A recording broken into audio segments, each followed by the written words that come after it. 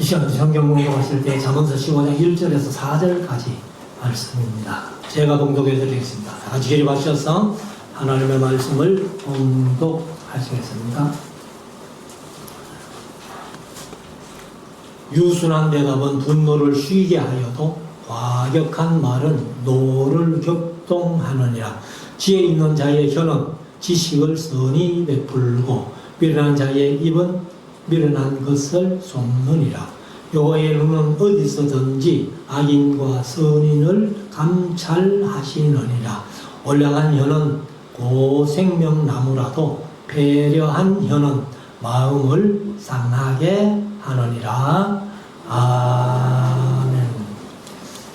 작성하시고 이제 하나님의 말씀을 묵상하는 시간입니다. 오늘은 잠언서 15장 말씀을 오전에 드리고 오후에는 잠언서 16장 말씀을 함께 나누며 묵상하기를 원합니다. 우리가 이제 성경 공부를 처음 이렇게 할 때에 성경에 어떤 내용들이 있는가 하는 것을 한 7가지로 요약을 해서 이렇게 말씀드린 줄 압니다. 첫째는 약속이 있습니다. 두 번째는 역사가 있어요. 그리고 세 번째는 명령이 있고, 그 다음 네 번째는 예언이 있고, 다섯 번째 지혜가 있고, 여섯 번째 교훈과 마지막 일곱 번째 찬양이 있다. 이렇게 말씀을 드렸습니다. 그래서 이 7가지 요소가 성경 속에 있다는 것을 우리가 한번 마음속에 새기면서 여기 이제 지혜가 있다는 말씀이 바로 잠언 속에 제일 많이 있습니다.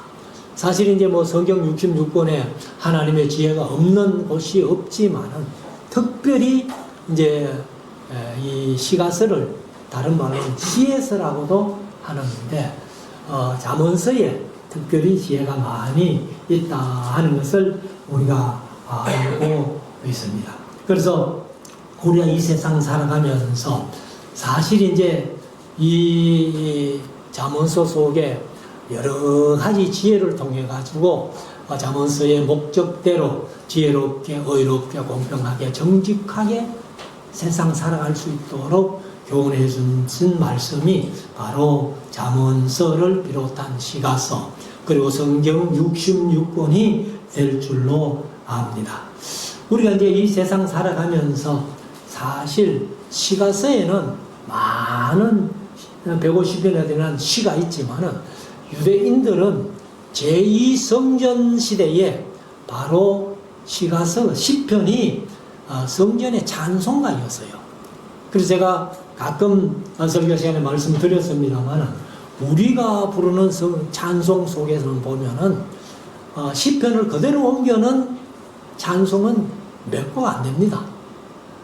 그는 이제 중국 얘기를 제가 자주 했습니다만 중국에는 한 1300곡 이상 되는 찬송가가 있는데 그런데 거기에는 시가서를 그대로 옮겨는 시편을 그대로 옮기는 가사들이 많이 있다는 것을 제가 느꼈습니다. 그래서 우리가 이제 이 유대인들은 시가서를 제2성전 시대의 찬송가, 제2성전 시대는 우리는 인식하는 것이 바로 스룹바벨 성전을 얘기를 합니다. 그러나 지금 유대인들은 자주 말씀드렸습니다만 스룹바벨 성전을 제2성전으로 인식을 안 합니다. 솔로몬 성전이 제1성전, 제2성전은 헤롯 성전으로 봅니다. 그리고 지금은 제3성전을 유대인의 손으로 짓는다 해가지고 옛날에 뭐 이렇게 사진도 하나 보여드렸습니다만 버스에 광고를 해가 다니는데 제3성전은 우리의 손으로 이렇게 이제 버스에 광고해 다니는 그런 모습을 우리가 이제 사진을 통해서 보았습니다. 그래서 우리가 이제 이 잠언서를 비롯한 이제 유대인들의 생활이 사실은 우리 한국하고 많이 닮았어요. 그래서 문화라든가 풍속이라든가 이런 것들이 많이 닮은 것을 볼 수 있는데 몰라요. 같은 셈족이라서 그런지는 모르겠습니다만은 많이 닮은 것을 우리가 봅니다. 그리고 이제 잠언이라는 말은 히브리어로 마샬이라는 말인데 격은 속담, 비유담, 비교라는 말을 쓰고 있다. 그래서 잠언서는 많은 부분이 이렇게 비교해 놨어요. 그래서 어리석은 자와 지혜로운 자, 의인과 악인 이렇게 비교해 놨는데 여기 15장에도 이제 비교가 많이 나오는 것을 우리가 봅니다. 1절부터 한번 보십시다. 유순한 대답은, 여기 이제 유순한이라는 말이 부드러움, 연한, 온화한, 약한 그런 뜻이에요. 그래서 아주 부드럽고 온유한 대답이죠. 대답은 분노를 쉬게 하여도 과격한 말은 노를 격동하느니라. 이것도 이제 아주 잘 비교를 해놨습니다. 그래서 우리가 이제 이 유순한 대답, 부드러운 대답, 온유한 대답 이런 것들은 분노를 쉬게 한다는 거예요. 그렇지만은 과격한 말은 노를 격동시킨다. 제가 군대 생활하면서 제가 이제 근무한 부대는 경상도 사람이 한 3분의 2는 넘어요. 그런데 서울 사람들이 대체로 좀 많고 그리고 가끔 전라도 사람들도 조금은 있었고 그런데 서울 사람들이 우리 경상도 사람이 모여서 얘기하면은 싸우는 줄 알아요. 제가 총신 다닐 때에도 우리 대구 사람들끼리 막 얘기를 하면은 야, 너희들 왜 그렇게 싸우나? 그런 얘기를 해요. 근데 서울 사람들은 말이 부드럽고 저는 알아듣지를 못하겠어요. 너무 소근소근 이렇게 얘기를 하니까.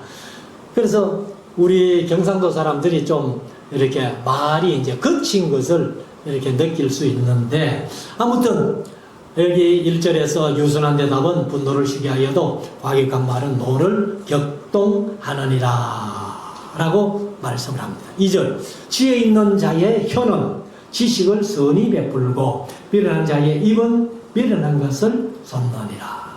여기 이제 혀라고 표현했고 그 다음에는 입이라고 표현했는데 혀나 입이나 다 말이에요.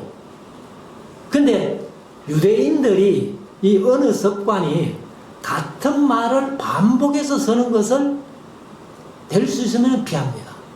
다 그런 건 아니고 제가 언어를 다 이렇게 찾아보면서 느끼는 것이 가끔은 같은 말을 쓸 때도 있는 것을 느낍니다. 그렇지만은 될 수 있으면은 같은 말은 반복 안 하는 것을 유대인들이 습관적으로 그렇게 한다는 것을 볼 수 있습니다. 그래서 지혜 있는 자의 혀는 지식을 베풀고 그리고 이제 미련한 자의 입도 말인데 미련한 것을 쏟느니라 이렇게 말씀을 하고 있습니다.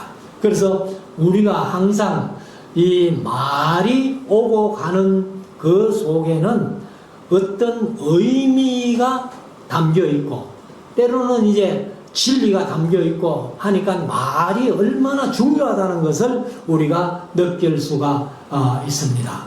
그래서 우리가 이 세상 살아가면서 사실 말은 조심해야 된다. 그래서 말에 대해서는 특별히 신약성경 야고보서에서 많이 말씀을 하고 있습니다. 그래서 대표적으로 한마디 한다면은 너희가 듣기는 속히 하고 말하기는 더디해라. 그렇게 말씀을 합니다. 그리고 이제 마태복음 12장 36절에 보면은 예수님께서 이런 말씀을 하셨어요. 내가 너희에게 이르노니 사람이 무슨 무익한 말을 하든지 심판 날에 이에 대하여 신문을 받으리니 무익한 말을 한 것을 신문 받는다. 심판 날에 신문 받는다. 신문 받는다는 것이 심판 받는다 그 말이에요. 그러나 우리가 이제 제가 늘 말씀드려 왔습니다만 우리 믿는 사람들에게는 심판이 없죠. 그래서 이제 요한계시록 15장에 보면은 우리 믿는 사람들에게는 뭐 하는 날? 보상하는 날. 믿지 않는 사람들에게는 뭐 하는 날? 보응하는 날. 보상과 보응이 이게 사실은 하늘과 땅 차이예요. 천국과 지옥이에요. 그래서 우리 믿는 자들에게는 심판이 없습니다. 심판이 없고, 그래서 제가 뭐 백보자 심판 얘기를 자주 합니다만은 요한계시록 20장에 믿지 않는 사람들이 행한 것은 모든 악한 일을 다 행위록에 기록해 가지고 백보자 심판을 하는데, 우리 믿는 사람들에게는 죄를 사하여 줄 뿐만 아니라 뭐도 안 하신다? 기억도 안 하신다. 그래서 얼마나 다행인지 몰라요. 성도들이 어느 누구든지 간에 하나님 심판대 앞에 서가지고 행위록에 우리의 모든 행위를 다 기록해가지고 또 펴놓으면은 우리가 그 앞에 하나님 앞에 부끄러워서 낯을 들 수 있을까요? 그런데 하나님은 기억도 안 하시고 다 사해 주신다는 거예요. 그게 은혜지요. 얼마나 감사한 일인지 모릅니다. 그래서 우리가 사실은 이 마음에서 말이 나오니까 우리가 이미 지나왔습니다만 잠언서 4장 23절에 보면은 무릇 지킬 만한 것보다 더욱 내 마음을 지켜라. 생명의 근원이 이에서 나느니라. 마음에서 생명이 근원이 된다는 거예요. 그래서 이런 것들을 우리가 좀 마음속에 새겨가지고 항상 말조심하고 유순한 말을 통해서 서로 다투는 일이 없도록 하나님 앞에 영광 돌리는 그런 삶이 될 수 있기를 원합니다. 3절 여호와의 눈은 어디서든지 악인과 선인을 감찰하시느니라. 그러나 하나님께서는 어디서든지 간에 악인과 선인을 감찰하신다. 하늘의 눈을 뭐같이? 불꽃 같은 눈으로 우리를 살피신다는 겁니다. 4절 온량한 혀는, 혀는 하는데 혀도 말입니다. 입도 말이고 전부. 온량한 혀는 고생명 나무라도 배려한 혀는 마음을 상하게 하느니라. 여기 이제 온량한이라고 이렇게 얘기를 하는데, 우리 지금 회화체에서는 별로 안 쓰는 말인데, 이게 이제 히브리어로 마르페라는 단어인데, 이게 이제 고침, 치료, 치유, 건강, 치료법, 영양, 구제, 이런 뜻을 가지고 있습니다. 그러니까 사람의 건강을 얘기를 하는 거예요. 그래서 건강한 혹은 건전한, 올바른 이렇게 번역하면 좋겠습니다. 그래서 온량한은 우리가 지금 잘 안 쓰는 말이니까 건강한 혹은 건전한 올바른 혀라고 하면 좋겠는데, 이것은 고생명나무라도 배려한 혀, 개역개정은 폐역한 혀는 그렇게 얘기를 했는데 마음을 상하게 한다, 이렇게 말씀을 하고 있습니다. 그래서 여기 이제 폐역한 하는 것은 셀레프라는 말인데 비뚤어진 그런 뜻입니다.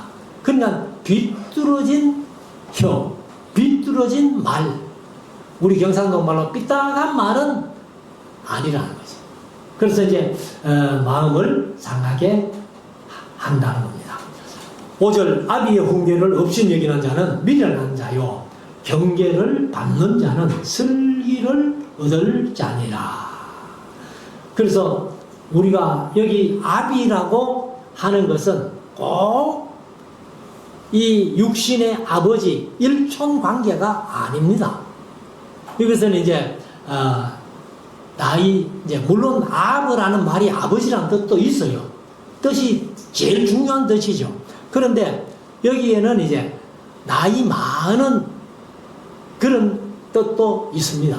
그렇기 때문에 이 항상 이제 나이 많은 사람들이 후배들에게 이렇게 얘기를 하는 그런 말씀들을 잘 업신여기지 않고 듣는 사람은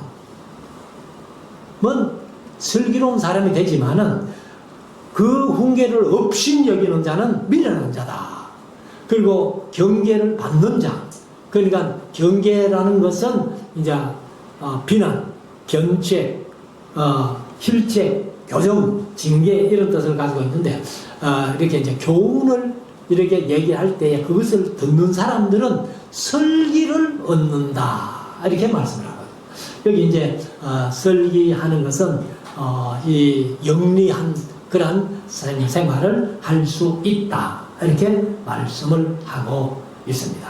그래서 사실은 이 성경에서 이제 미련한 사람의 등에는 채찍이 준비되어 있다고 그렇게 말씀을 하고 있는데 잠언서 22장 15절에 아이의 마음에는 미련한 것이 얽혔으나 징계하는 채찍이 이를 멀리 쫓아내리라.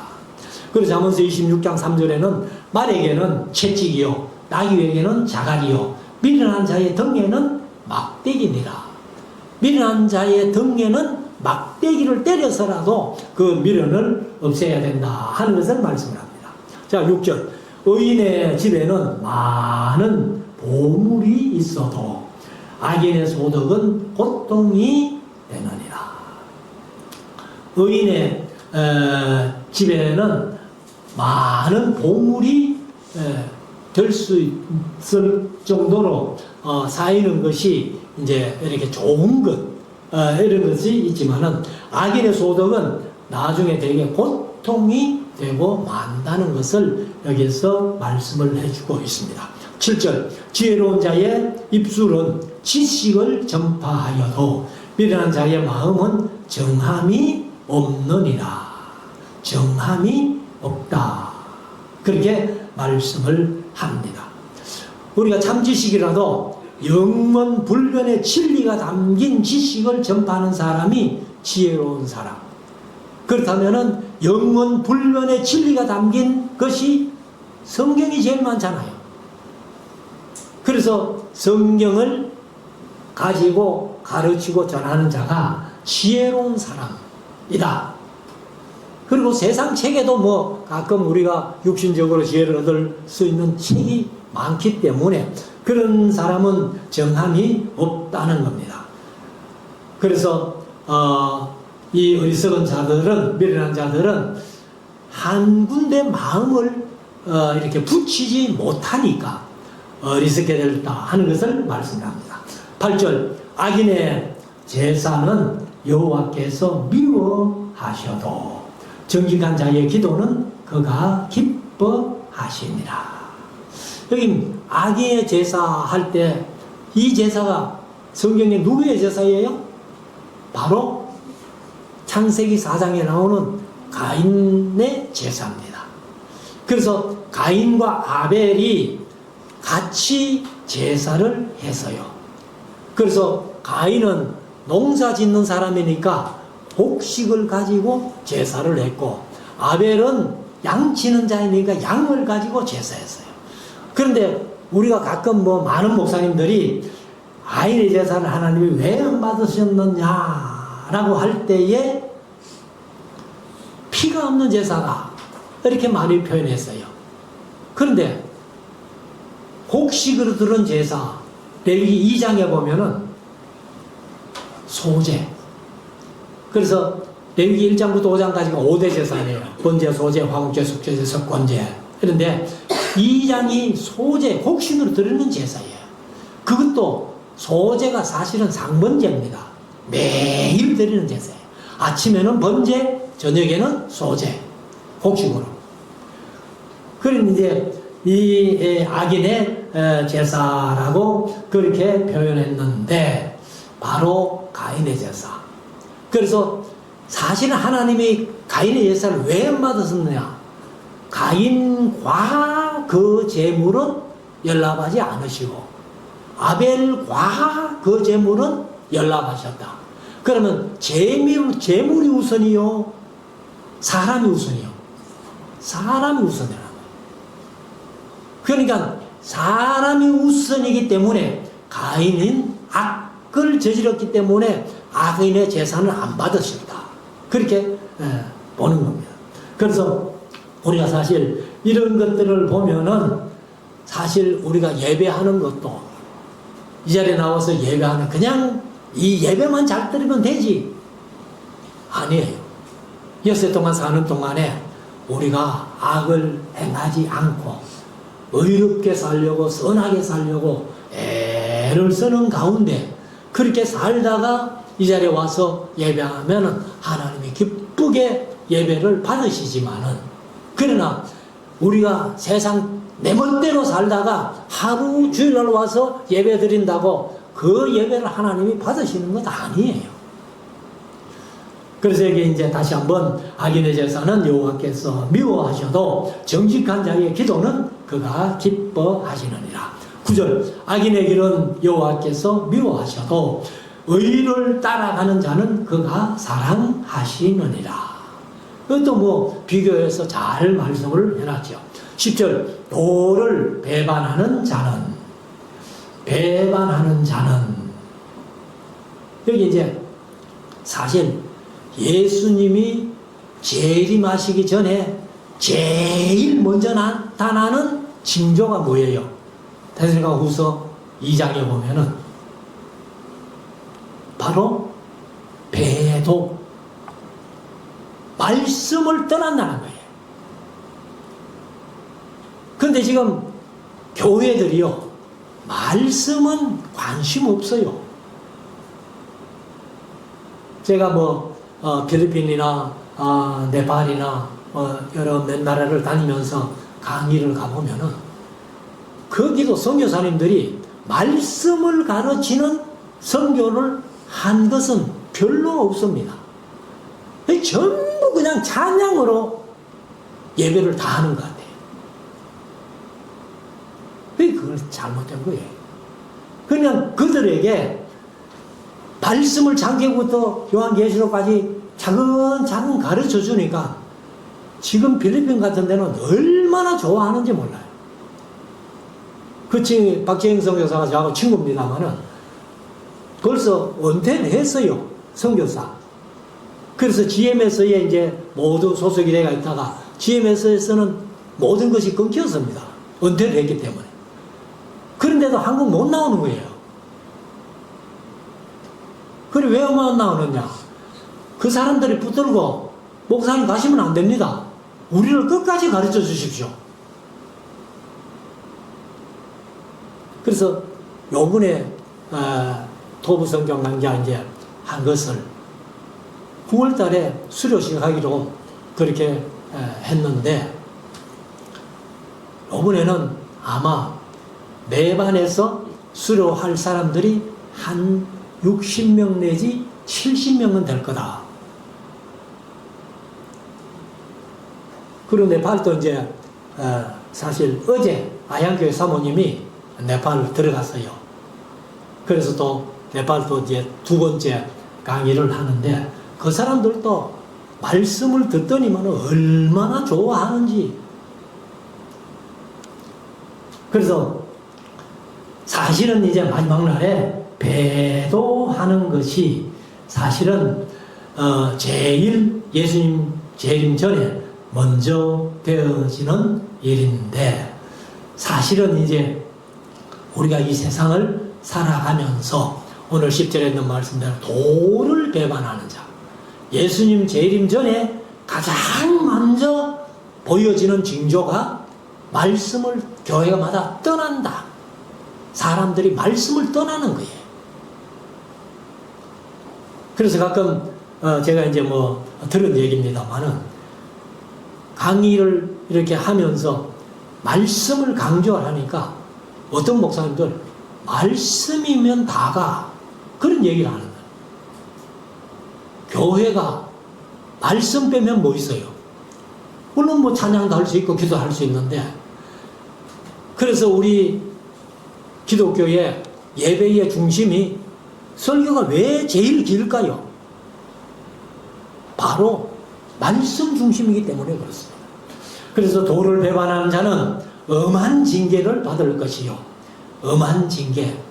이건 자칫 잘못하면요. 구원을 못 얻고 지옥 갈 수 있다는 겁니다. 그리고 견책을 싫어하는 자는 견책은 이제 충고하는 것이고 사실 이제 우리 개신교회 권징이라는 그 교회 권징이 있는데 제일 낮은 권징이 견책입니다. 그러니까 이제 뭐 이렇게 권면하는 걸 떠나가지고 조금 책망을 섞어서 하는 것이 견책이에요. 그래서 우리가 교회 안에서는 사실 이제 견책이 가장 가벼운 징계고, 그 다음에 이제 수찬정지, 그 다음에 수찬정지는 성례에 참석을 못하는 겁니다. 그리고 이제 제명출교 이렇게 되는데, 사실 이제 제가 강의 시간에 가끔 말씀드렸습니다만 초대교회 때 바울 시대에 그때에 어떤 사람이 범죄하고 회개하지 않으면은 제명출교를 시켜버려요. 제명출교 시키는데 선포를 어떻게 하는가 하면은 내가 성부와 성자와 성령의 이름으로 누구누구를 사탄에게 내어주노라 이렇게 선포한다는 거예요. 그러면요 제명출교 당해가지고 나가면은 오래 못 살고 죽는다는 겁니다. 근데 지금 우리 교회가 권징이 거의 사라졌어요. 그리고 뭐 권징해봐야 이거 뭐 이 교회 하면 다른 때 교회 없나 하면서 또 다른 교회 가버리니까. 그래서 뭐 권징을 저도 뭐 목회하면서 될 수 있으면은 권징은 안 해야 되겠다 해가지고 뭐 제가 은퇴했습니다만은 권징 한번 해보지는 않았어요. 그래서 다 뭐 성도님들이 나름대로 신앙생활 하는 모습을 봤기 때문에. 그래서 여기에 10절에 도를 배반하는 자는 엄한 징계를 받을 것이요 견책을 싫어하는 자는 죽을 것이니라. 11절 음부와 유명도 여호와 앞에 드러나거든. 여기 이제 음부를 개역개정은 소울이라고 번역했고 유명이라는 말을 아바돈이라고 번역했어요.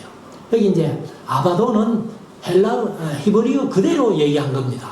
히브리어의 아바돈 하는 것이 멸망의 장소, 심령, 아바돈, 지옥이란 뜻을 가지고 있습니다. 그러니까 뭐 음부도 크게 말하면 지옥이고 여기 이제 아바돈도 크게 말하는 지옥인데 그 지옥도 여호와 앞에 드러나거든. 하물며 인생의 마음이리요. 하나님께서 지옥도 다 살피시고 있는데 사람의 마음이야 더욱 안 살피겠느냐 그 말이죠. 12절 거만한 자는 견책받기를 좋아하지 아니하며 지혜 있는 자에게로 가지도 아니하느니라. 뭐 내가 다 아는데 뭐 그게 교만이에요. 반대로 겸손은 배우기를 원하는 자가 겸손입니다. 사실은. 13절 마음의 즐거움은 얼굴을 빛나게 하여도 마음의 근심은 심령을 상하게 하느니라. 그래서 우리가 뭐 좀 기쁜 일이 있고 즐거운 일이 있으면 벌써 얼굴에 나타나잖아요. 그러나 또 근심하고 마음이 아프고 막 속이 상하면 또 얼굴에 나타나잖아요. 14절 명철한 자의 마음은 지식을 요구하고 미련한 자의 입은 미련한 것을 즐기느니라. 그래서 사실은 마음이 밝고 명철한 사람은 지식을 위해서 끊임없이 공부를 하는 겁니다. 그렇지만은 미련한 사람들은 미련한 것을 즐긴다는 거예요. 그래서 제가 지난번에도 한번 말씀드렸습니다만은 그 넷플릭스에서 참교육이라는 시리즈가 나왔는데 10개나 만들어 놨더라고. 그래서 사실은 10개를 제가 다 봤어요, 이제. 그러니까 그 서울시의 교육감 민주당이 된 줄 아는데 이름은 모르겠고 그래서 그 서울시 교육감이 그걸 교권국을 한번 만들어 볼까 그런 얘기를 한다는 거예요. 거기에 보면은 뭐 소위 이 학교 폭력하는 그런 애들이 그거를 즐기고 하는 거예요. 자, 15절. 고난받는 자는 그 날이 다 험하거나 마음이 즐거운 자는 항상 잔치하느니라. 사실 마음이 즐거워야 잔치할 수 있죠. 16절. 가찬이 적어도 여호와를 경외하는 것이 크게 부하고 번뇌하는 것보다 나으니라. 뭐 어떤 분들은 가난하게만 살아온 분들은 또 그런 생각 가질 수 있겠죠. 막 좀 번뇌가 되더라도 좀 부자 돼서 한번 돼봤으면 좋겠다, 이런 생각을 하실 수도 있겠죠. 그러나 성경은 가산이 적어도 여호와를 경외하는 것이, 신앙생활 잘하는 것이 크게 부하고 번뇌하는 것보다 낫다, 이렇게 말씀합니다. 17절도 가찬을 말하는데 여간 채소를 먹으며 서로 사랑하는 것이 살찐 소를 먹으며 서로 미워하는 것보다 나으니라. 그러니까 뭘 먹느냐가 문제가 아니고 얼마나 서로 사랑하느냐가 문제라는 거죠. 18절. 분을 쉽게 내는 자는 다툼을 일으켜도 노하기를 더디하는 자는 시비를 그치게 하느니라. 그러니까 분별 없이 화를 속히 내는 사람, 그런 사람들은 서로 다투기 쉽다는 거예요. 그렇지만은 우리가 이제 노하기를 더디하는 자는 시비를 그치게 한다라고 그렇게 말씀을 합니다. 19절. 게으른 자의 길은 가시 울타리 같으나 정직한 자의 길은 대론이라. 사실 정직한 자가 이제 게으른 자와 여기 정직한 자 이렇게 대비는 잘 안 하죠. 그래 이제 여기 부지런한 자 이렇게 해야 되는데 게으른 자와 정직한 자를 조금 대비가 다릅니다만은 이제 부지런한 자라고 했으면 좋겠다 하지만은 여기 이제 그 히브리 원어가 야사르 하는 말이 고든, 똑바른, 정직한, 올바른, 정당한 이런 뜻을 가지고 있기 때문에 정직한 자의 길은 대론이라. 20절. 지혜로운 아들은 아비를 즐겁게 하여도 미련한 자는 의미를 없인 여기느니라. 그래서 어머니가 교육을 잘못하거나 아니면 어머니의 교육을 받아들이지 않는 자식들이 있다는 겁니다. 그렇지만은 어미나 아비가 자녀들에게 지도하는 것 중에 잘못된 것도 혹 있을 수 있겠죠. 그렇지만은 어머니, 아버지가 워낙 공부를 안 하니까 자식들을 학교에만 의존해서 그렇게 가정교육이 잘 안 되는 것들 많이 봅니다. 그러니까 우리가 신앙생활 하면서 가정에서 아이들을 잘 주의 구원과 훈계로 양육하는 그런 가정들이 되어야 되겠죠. 21절. 무지한 자는 미련한 것을 즐겨하여도 명철한 자는 그 길을 바르게 하느니라. 그걸 이제 무지한 자는 미련한 것을 즐긴다는 겁니다. 조금 전에 말씀드린 그대로입니다. 22절. 의논이 없으면 경영이 파하고, 파한다는 말은 개혁개정은 무너지고 경영이 무너지고, 모사하는 것은 성경적으로 묘사라는 말을 표현했는데 개혁개정은 이제 지략이라고 그렇게 번역을 했습니다. 그러니까 서로 권면하고 조언해주고 이렇게 협력하는 그것을 얘기를 하죠. 그래서 모사가 많으면 경영이 성립하느니라. 이제 성립한다는 것은 잘 된다 그 말이죠. 23절. 사람은 그 입의 대답으로 말미암아 기쁨을 얻나니 때에 맞은 말이 얼마나 아름다운고. 그래서 이 때에 맞는 말은 언쟁만의 금사가다라고 그렇게 표현을 합니다. 24절. 지혜로운 자는 위로 향한 생명길로 말미암음으로 그 아래에 있는 음부를 떠나게 되느니라. 그러니까 여기 음부가 이제 결국은 지옥인데 지옥을 떠나는 것은 바로 천국길이라는 거예요.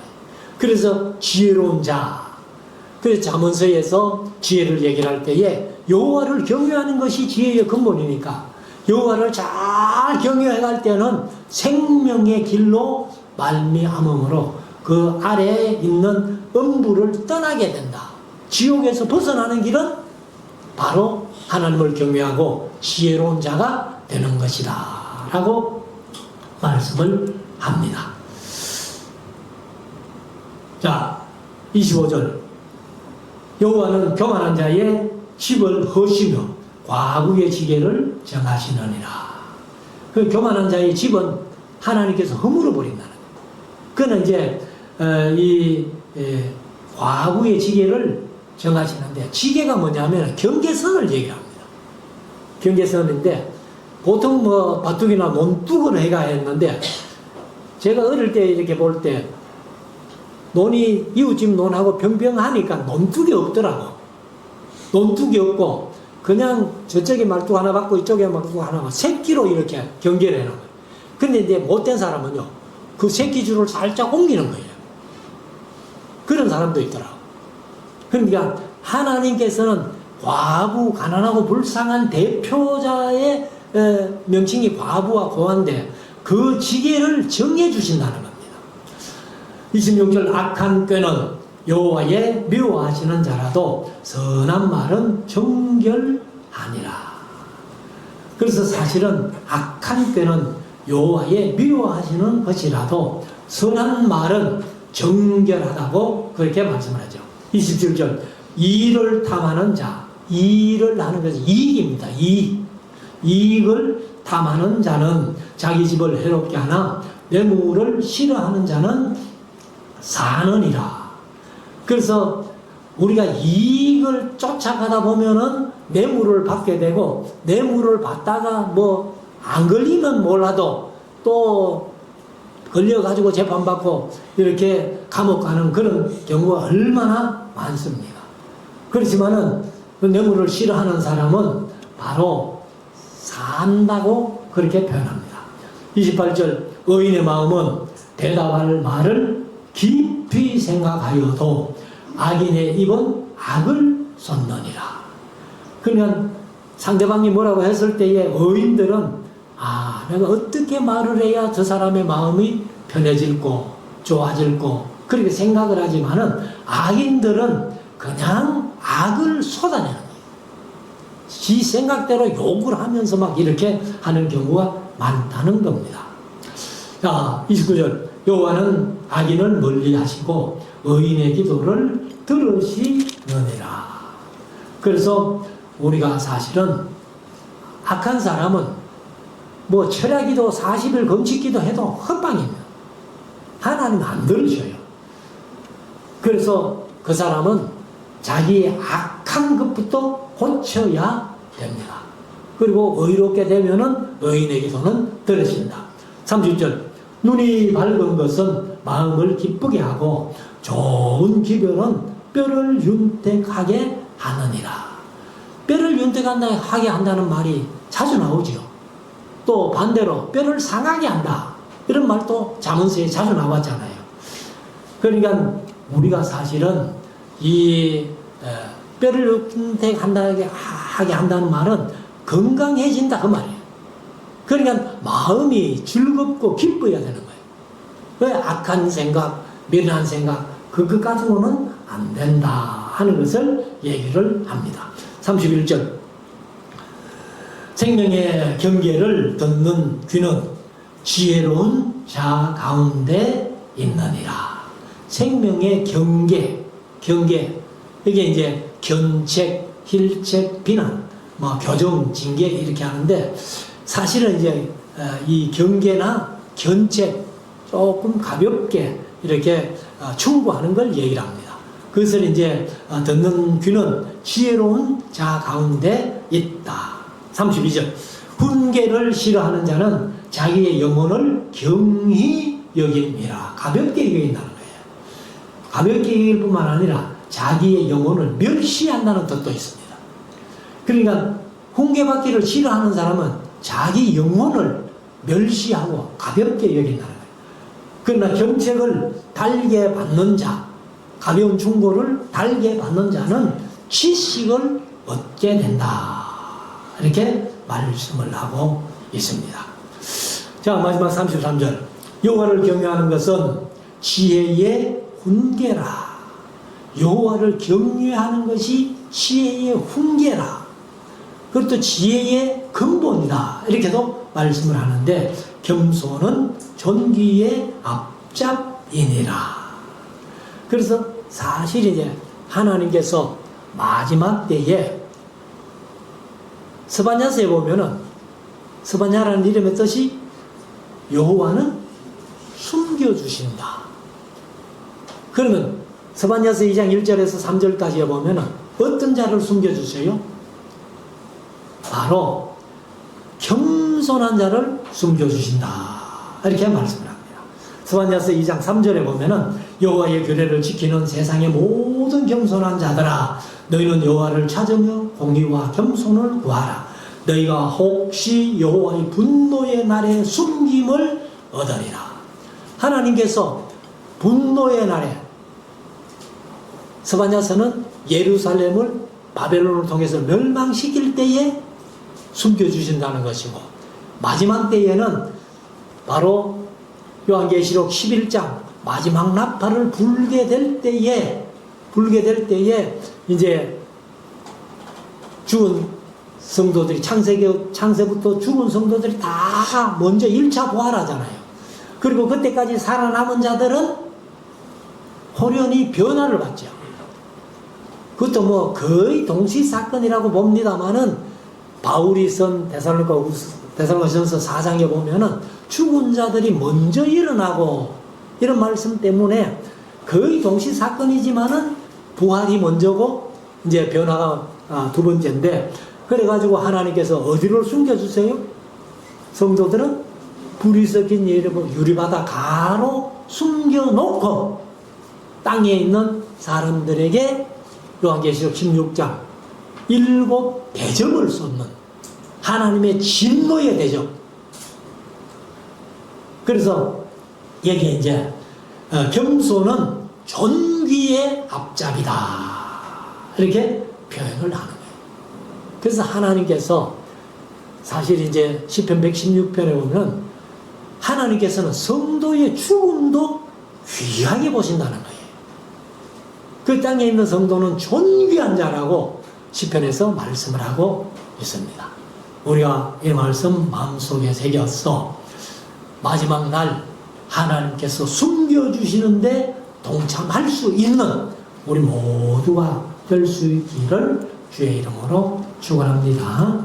기도드리겠습니다.